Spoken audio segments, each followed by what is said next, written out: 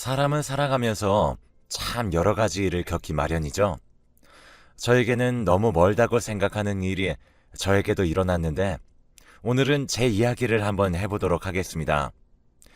나름 그렇게 잘 살았던 건 아니지만 어릴 때부터 피아노를 치는 것을 너무 좋아했던 저는 부모님께 이야기해서 피아노를 배우기 시작했습니다. 그래도 딸이 좋아하는 것이라고 해서 힘들었지만 최선을 다해서 밀어주시려고 노력을 해주신 저희 부모님에게 너무나도 감사하게 생각했고, 저도 그런 노력을 알기에 더욱더 열심히 배우기도 했었죠. 연주회도 하고 나름으로 열심히 커리어를 쌓아 올리면서 살아갔고, 대학도 제가 원하는 곳으로 진학할 수 있었습니다. 대학을 가니 더욱더 큰 세상이 펼쳐졌고 저에게는 새로운 세계였죠.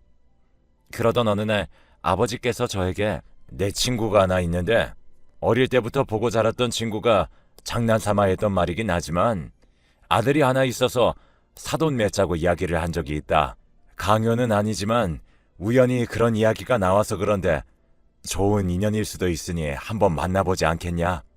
하며 조심스럽게 물어보더라고요. 한번 만나보라는 말에 저는 흔쾌히 수락을 하게 되었답니다.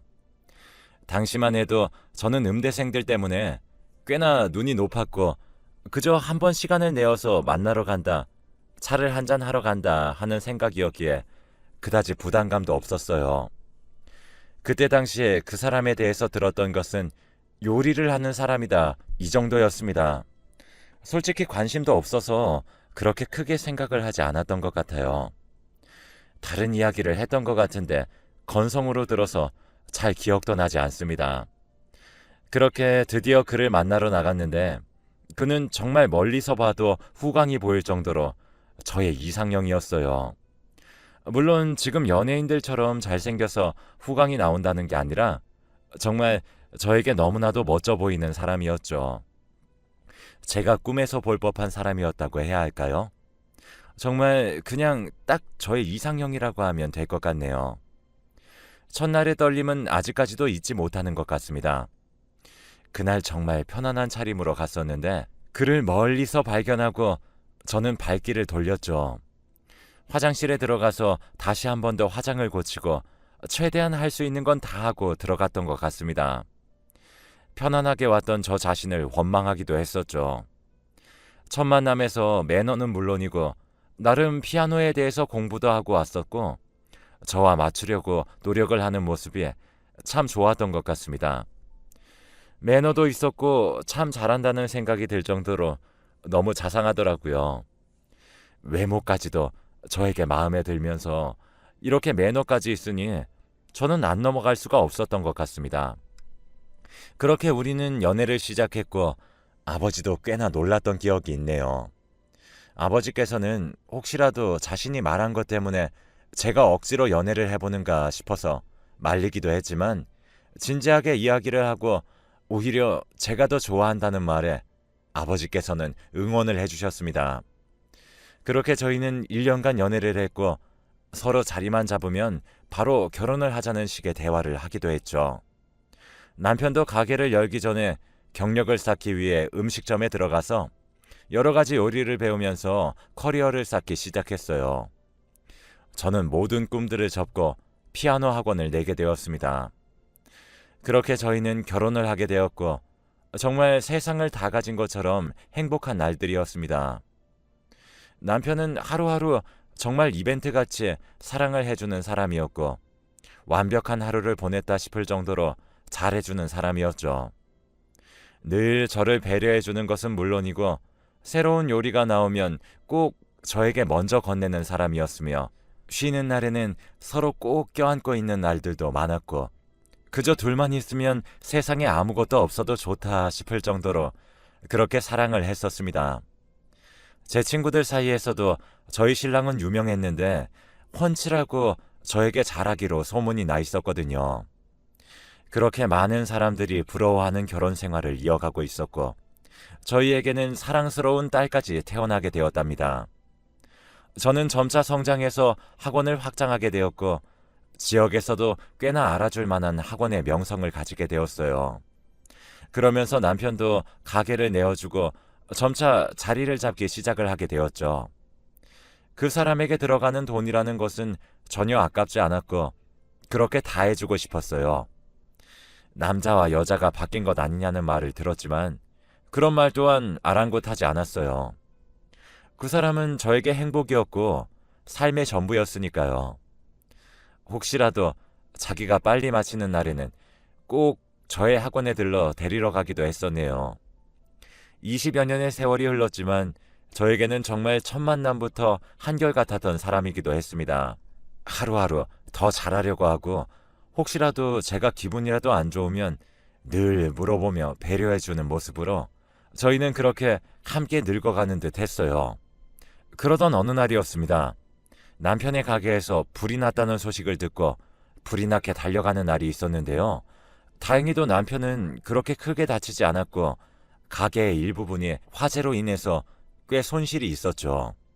가게도 가게였지만 저는 남편밖에 보이지 않았습니다. 혹시라도 손이라도 잘못 다쳐서 요리하는데 지장이 있으면 어떡하나, 화상이 가장 아프다고 하던데 많이 아프지는 않을까 하는 걱정뿐이었네요. 많이 다치지 않은 것을 확인하고 저는 남편과 함께 병원에 다녀오게 되었는데 다행히도 입원은 하지 않았어요. 다만 안정이 중요해 며칠 가게를 열 수 없었죠. 집에 있는 시간이 생겼습니다. 그렇게 화재 때문에 자신도 다쳐놓고도 저에게 미안하다고 하는 남편이었어요. 제가 내어준 가게인데 그렇게 손실이 되었고 손해를 끼친 것 같아서 미안하다는 말이었습니다. 저는 당신만 크게 다치지 않았으면 됐다며 액땜했다는 셈치고 수리하고 새롭게 인테리어해서 다시 시작하면 된다고 남편을 다독거리기 시작했어요. 남편도 많이 놀랐던지 그날은 저에게 떨어지지 않더라고요. 다음날 부주의로 인한 사고였기에 다른 곳에서 연기가 올라왔다는 말도 있었고 장사를 못하게 되었다는 옆 가게도 있었습니다. 모두 다 합의를 하고 나서 집에 돌아오니 남편은 또 한 번 저에게 미안하다고 하더라고요. 물론 그때까지만 해도 저는 남편을 위해서 내가 무언가 해줄 수 있다는 사실이 그저 좋았습니다. 저에게 의지하는 남편이 좋았고 여태까지 수고했으니 편안하게 당분간 좀 쉬자는 말을 하게 되었죠. 여행도 가볼까 생각을 하기도 했었지만 그때 당시에 꽤나 큰 금액이 들어가서 집에서 그냥 요양을 하며 보내기로 결정을 하게 되었습니다. 그 와중에도 남편은 너무 잘했고 다친 손으로 저에게 아침 저녁을 다 해주면서 이거라도 하게 해달라며 방긋방긋 웃어주었어요. 그렇게 집에서 지내던 어느 날 친구에게 연락이 왔는데 나이 조금 더 먹기 전에 한번 여행을 가자는 말을 하더라고요. 하지만 그때 당시에 남편도 집에 있고 제가 그렇게 여행을 갈 상황이 아니라서 그런지 조금 고민을 하다가 거절하게 되었지만 친구가 너무 가고 싶었던 나머지 남편에게 전화까지 걸어서 물어봤더라고요. 상황을 모르던 친구는 남편에게까지 전화를 했고 허락을 해달라고 이야기를 했던 모양입니다. 집에 들어가서 저녁을 먹는데 남편이 먼저 이야기를 꺼내면서 친구들이랑 여행 다녀왔으면 좋겠어. 응? 어떻게 알았어? 미희가 나한테 전화 왔더라고. 라고 하더군요. 안 가려고 했지만 남편이 괜찮다며 이번 기회를 놓치면 자기 때문인 것 같아서 너무 서글플 것 같다고 이야기를 하였고 어떻게 보면 이제는 괜찮아지기도 했고 따로 제가 케어할 부분은 없는 것 같아서 친구에게 전화해서 여행을 가기로 마음을 먹게 되었죠. 너무 멀리는 가지 않기로 했고 친구 몇 명과 함께 가까운 곳으로 수다나 떨면서 술이나 한잔 하기로 결정을 하게 되었습니다. 그렇게 여행의 당일이 되었고 안 가려고 하긴 했었지만 막상 몇 년 만에 친구들과 함께 가려고 하니까 솔직히 설레는 마음은 어쩔 수 없더라고요. 저녁부터 잠을 조금 설쳐서 아침까지도 선잠을 자듯이 하고 그렇게 아침부터 부랴부랴 준비를 하고 있었습니다. 아침부터 일어나 있던 남편은 저에게 도시락을 정성스럽게 가득 싸주었죠. 차 타고 가면서 입 심심할 때 친구들이랑 먹어. 도시락도 꽤나 컸는데 도시락을 들고 집 앞까지 온 친구의 차까지 마중해주는 것도 잊지 않았답니다. 친구의 차를 타고 아직까지도 너희는 신혼이라며 그렇게 부러워하는 말들에 어깨가 으쓱했죠. 그때까지만 해도 지금 같은 이런 비극은 일어날지 상상도 하지 못했던 시간이었어요. 그저 남편의 배웅이 좋았고 친구들과 함께 있는 시간이 좋았죠. 신나게 이야기를 하면서 달려가는데 2시간 정도 달렸을까요? 친구의 휴대폰이 울리는 것을 듣게 되었습니다. 처음에는 이렇게 놀러 가는데 기분 깨기 싫다며 가족들도 놀러 간 걸 알아서 전화 안 할 거다. 그냥 받지 말아라 이야기를 하였지만 한 번, 2번 그렇게 전화는 끊임없이 울렸고 무언가 직감한 그녀는 이상한 듯 전화를 받더라고요. 여보세요? 바로 친구의 아들이 사고를 당했다는 소식을 접하게 되었죠. 저희 모두가 부모였기에 저희는 어떠한 말도 하지 않고 얼른 차를 돌리라고 하며 그 병원으로 바로 향했습니다. 병원에 도착을 하자마자 친구는 뛰어가게 하고 저희는 주차를 한 뒤에 그렇게 병원으로 달려갔어요. 다행히도 친구의 아들은 그렇게 많이 다치지 않았고 단지 많이 놀랐던 모양이더라고요. 애가 멍하게 있는데 그 모습을 보기만 해도 마음이 찢어졌습니다. 그렇게 저희는 친구를 데려다 놓고 다음을 기약하며 헤어지기로 했어요. 이러한 사고도 있었는데 괜스레 갔다가 안 좋은 일이 생기면 모든 것이 그 탓이 될 것만 같았거든요. 가지 말라고 하는 하늘의 뜻인가 봐. 이렇게 좋게 이야기를 하면서 우리 다음 달에 한 번 더 계획을 잡아보자 하고 이야기를 하게 되었죠. 저는 남편에게 전화를 할까 말까 망설이다가 갑자기 제가 나타나면 얼마나 기쁠까 하는 생각으로 전화 없이 집으로 돌아가게 되었습니다. 도착을 해서 도어락을 열고 집으로 들어가는데 엄청 큰 TV 소리가 들려왔어요.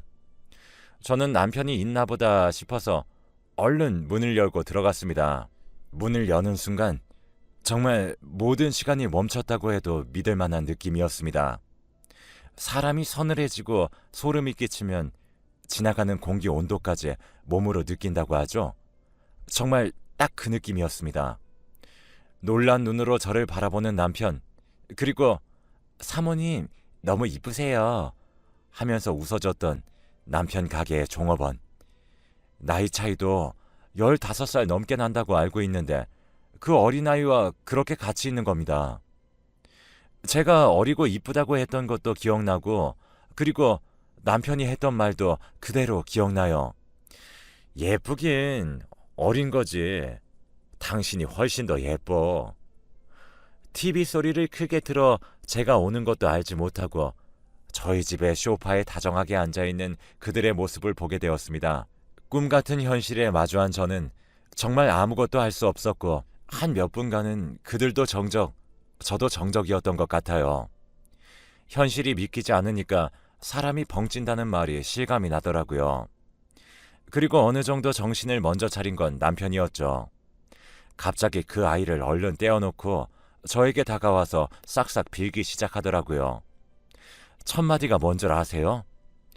가게 정산할 게 있어서 잠시 들렸는데 여보도 없고 해서 잠시 같이 TV를 봤고 먹을 것도 해먹었어 라고 했습니다. 절대 오해할 만한 사이가 아니라고 하더라고요. 누가 종업원과 사장이 가정이 있는 집에서 TV를 봅니까? 다정하게 앉아 있었는데 눈이 달린 짐승이라도 불륜 관계인 건 알 수 있는 상황이었어요. 그렇게 남편이 이야기를 하자 종업원은 맞장구를 치듯이 소파에서 일어나 저에게 무릎을 꿇고 오해할 상황 만들어서 죄송하다 하더군요. 저는 본능적으로 남편의 핸드폰이 보였고 저는 남편의 핸드폰을 낚아챘습니다. 남편에게 비밀번호가 뭐냐고 소리 지르고 결국 남편은 비밀번호를 알려주더군요. 저는 비밀번호를 풀어 최근 기록에 있는 번호에다가 당장 전화를 걸었죠. 그랬더니 정말 당연하다는 듯이 침대 쪽에 있었던 종업원의 폰에서 전화가 울리더라고요. 침대 쪽으로 다가가서 그 여자의 핸드폰을 집으니 남자친구라는 문구가 떴어요. 번호도 남편 것이 맞더라고요. 그제서야 인정하고 싹싹 비는 두 사람이었습니다. 정말 혼이 나간다는 말을 제 남편에게 쓰게 될 줄은 상상도 못했던 것 같아요. 휴대폰을 뒤져보니 정말 오래전부터 연락을 했더라고요. 제가 핸드폰을 안 보는 것도 알고 딱히 연락을 지우지도 않았습니다. 제가 여행 간다는 걸 제가 친구와 약속한 그날에 남편은 쪼르르 달려가 이 친구에게 집으로 오라고 연락을 했더라고요. 불이 나는 바람에 그동안 보지도 못했을 테니 정말 기가 막히고 뒷골이 당겼습니다. 만난 지도 꽤나 된 것 같더라고요. 그렇게 모든 사실을 알자 다리가 풀린다는 것을 경험했습니다. 정말 모든 것을 알고 나니까 할 말도 없고 나는 그동안 무엇에 속았나 이 생각밖에 들지 않더라고요. 온몸에 힘이 풀려서 스르륵 앉았는데 저의 눈앞에 보이는 건 여태까지 저의 전부라고 생각을 했던 남편, 그리고 식당을 갈 때마다 웃어주었던 어린 종업원이었습니다. 소름 끼치더라고요. 거의 가게에 들어오면서부터 시작된 것 같은데 그 시간 동안 저를 마주하면서 얼마나 비웃었을까 하는 생각도 들고, 여태까지 속이면서 저와 함께 살았던 시간, 남편은 대체 무슨 생각이었을까?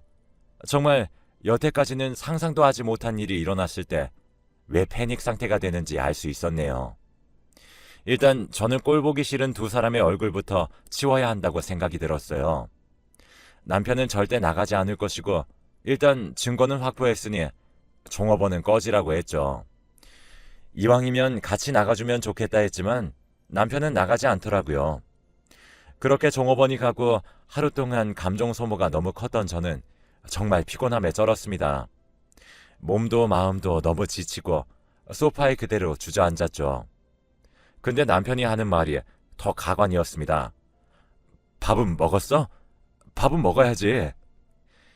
이게 누구 때문인데 이 소리 하는 걸까요? 너무 소리치고 울어서 정신도 없었던 저에게 다정한 말투로 이야기를 건네는 남편을 보고 저게 진짜 저놈의 본 모습이구나 싶었습니다. 그렇게 남편을 밀쳐버리고 문을 닫았습니다.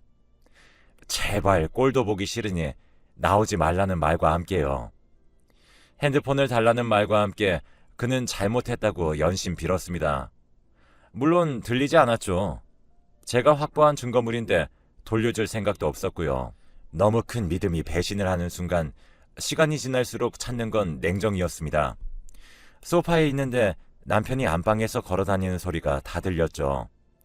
그냥 무시하고 일단 내일 해결하자 하는 생각이 들어서 잠들려고 노력했지만 해 뜰 때까지 잠도 못 들었습니다. 남편도 잠을 못 자는 듯 움직이는 소리는 계속 나더라고요. 그렇게 아침이 되었고 아침 일찍 초인종이 울리는 소리에 저도 모르게 잠에서 깼어요. 초인종 소리에 문이 벌컥 열리는 소리가 들렸어요. 남편도 자다 일어난 모양새였고 문을 열고 현관을 향해 뛰어가더라고요. 본능적으로 제가 먼저 도착해야겠다는 생각에 뛰었고 제가 먼저 도착을 하게 되었어요. 그렇게 전날 너무나 피곤하게 보냈던 저는 잠시 헛것을 보는 것 같았습니다. 잠시 생각으로는 어제 종업원이 다시 왔나 싶은 생각이었는데 그게 아니더라고요. 우리 학원의 파트타임 선생님이셨습니다. 꽤나 저랑 일한 지 오래된 선생님이었고 더 무서운 건 저를 보자마자 자기도 놀래서 뒤로 주저앉더라고요. 원장님 하면서요. 어제 한번 경험을 해서 그런지 상황 파악은 빨랐습니다. 뒤에서 들리는 옅은 남편의 한숨 소리가 들렸고 저는 피아노 선생님의 핸드폰으로 전화를 걸어봤습니다. 어제와 똑같이 너무나도 당연하게 그녀의 핸드폰이 울리기 시작했고 저는 선생님의 가방을 뒤져서 얼른 핸드폰을 보았죠. 달링이라고 적혀 있더라고요. 그때 스쳐 지나가는 건 남자친구라며 전화를 받았던 적이 있다는 것이었죠.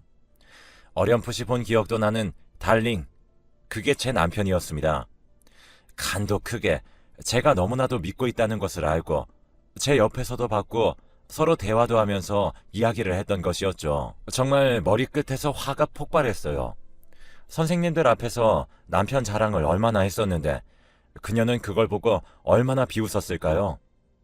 하필이면 바람도 제가 모두 다 아는 사람이라 그게 더욱더 소름 끼쳤습니다.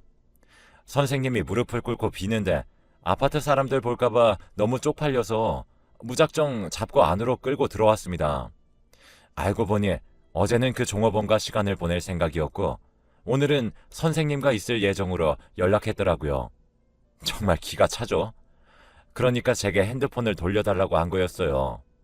계획과 달리 제가 일찍 돌아왔으니까요. 선생님은 제 일정도 알고 있었기에 약속한 시간보다 훨씬 더 일찍 집으로 왔다고 합니다. 저는 그때부터 입을 다물었습니다. 남편이 잘못했다고 비는데 정말 초점 없는 눈으로 그를 바라봤어요.